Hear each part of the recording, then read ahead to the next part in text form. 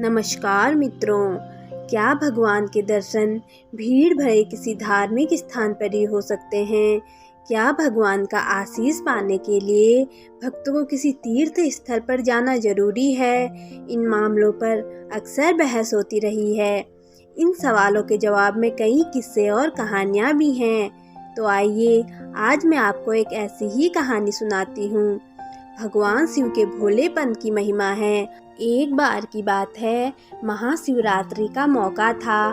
गांव के लोग रात से ही एक सिद्ध मंदिर में जाने की तैयारी करने लगे। लोग आपस में चर्चा कर रहे थे कि इस मौके पर भगवान शिव के दर्शन हो जाएं तो रुके काम चल पड़ते हैं और बिगड़े काम सुधर जाते हैं। सबने आधी रात को ही गांव से बैलगाड़ी लेकर चलने की तैयारी कर ली थी। उस मंदिर में दूर दूर से लोग आते थे। कल महाशिवरात्रि पर भीड़ ज़्यादा होगी, इसलिए आधी रात से तैयारी जरूरी थी। सबकी अपनी अपनी परेशानी थी। सब भोले का दर्शन करके अपने दुख दूर करना चाहते थे। गांव से 10 बैलगाड़ी जा रही थी।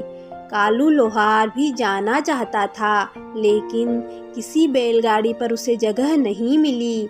लेकिन उसने ठान लिया कि कुछ भी हो भगवान शिव के दर्शन तो करने ही हैं। हालांकि उसकी कोई मन्नत नहीं थी, लेकिन वह भगवान के दर्शन से अपना जन्म सफल करना चाहता था, सो वह पैदल ही चल पड़ा। आधी रात से ही कालू चल रहा था। सुबह हो चली थी। रात में तो पता नहीं चला, लेकिन जैसे जैसे धूप तेज होती, उसकी भूख प्यास से थकान दोगुनी होती जाती। ऊपर से रास्ता जैसे रबड़ का हो, जितना चलता ऐसा लगता जैसे दूरी और बढ़ जाती। भूख प्यास से व्याकुल कालू के तलवे पे छाले पड़ गए। खून रिश्ते पैरों में मिट्टी चिपक रही थी। पसीने से बेहाल हो गया था। ऐसा लगता जैसे अभी गिर पड़ेगा। दोपहर मंदिर पहुंचा तो देखा भीड़ इतनी ज़्यादा थी कि दर्शन हो जाए तो वही बड़ी बात है। लोग आते ही जा रहे थे। धक्का मुक्की में बार बार वह लाइन से बाहर हो जाता और उसे फिर से लाइन में लगना पड़ता। एक बार तो भीड़ की धक्का मुक्की से उसे आधे रास्ते लाइन से बाहर धकेल दिया। लाइन से बाहर होते ही वह गिरकर बेहोश हो गया। होश आया तो देखा लाइन पीछे और लंबी हो चुकी थी। थकान और प्यास तो थी, अब उसकी हिम्मत भी जाती रही। उसने वहीं से लेटे लेटे भगवान को दंडवत किया और भगवान से क्षमा मांगकर घर की ओर वापस लौट पड़ा। वह दूसरे रास्ते से जा रहा था, जहां से वह जल्दी गांव पहुंच जाए। यह रास्ता जंगल और खेतों से होते हुए जाता था। जंगल खत्म होने के बाद जहां से खेत शुरू होते थे, वहां झाड़ियों में एक पुराना भगवान शिव का मंदिर था। वहां कोई नहीं जाता था। शांति देखकर वह मंदिर के फर्श पर लेट गया। थकान और प्यास से उसे तुरंत नींद आ गई। थोड़ी देर बाद ही उसका नाम लेकर कोई उसे पुकारने लगा। उठा तो देखा भगवान स्वयं ही पुकार रहे थे। उठते ही वह भगवान के चरणों में दंडवत हो गया। उसने कहा, भगवान आप यहाँ? भगवान ने मुस्कुराते हुए कहा, हाँ मैं तो यही हूँ। तुम यहाँ कैसे आए? उसने एक ही सांस में सारा किस्सा कह सुनाया। वह बोला, आपके दर्शन नहीं हो पाए, इसलिए निराश थका मांदा यहाँ शांति देकर लेट गया था। लेकिन आप यहाँ तो वहाँ भक्त किसके दर्शन कर रहे हैं? भगवान बोले, अरे इतनी भीड़ में भला कौन रह सकता है? तुम तो जानते ही हो, मैं तो एक योगी हूँ और ध्यान भी नहीं लगा पाता हूँ।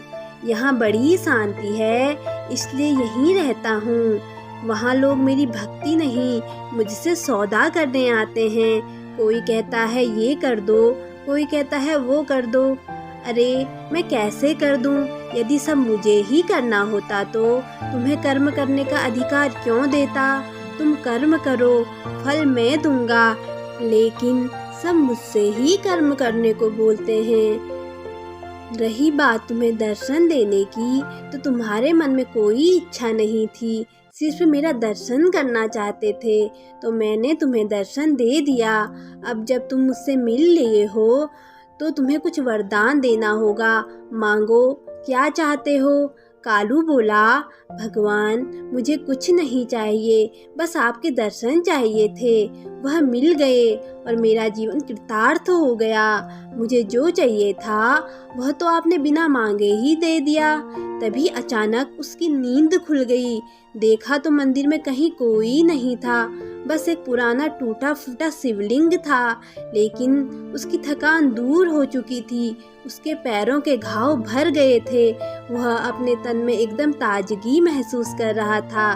तो देखा आपने दोस्तों, यदि हमारे मन में भगवान के प्रति सच्ची श्रद्धा और विश्वास है और उनके दर्शन प्राप्त करने की सच्ची लगन है, तो वह हमें कहीं भी दर्शन दे सकते हैं। ओम नमः शिवाय। दोस्तों, कथा कैसी लगी? अगर अच्छी लगी तो चैनल को लाइक, शेयर और सब्सक्राइब कर दीजिए। धन्यवाद।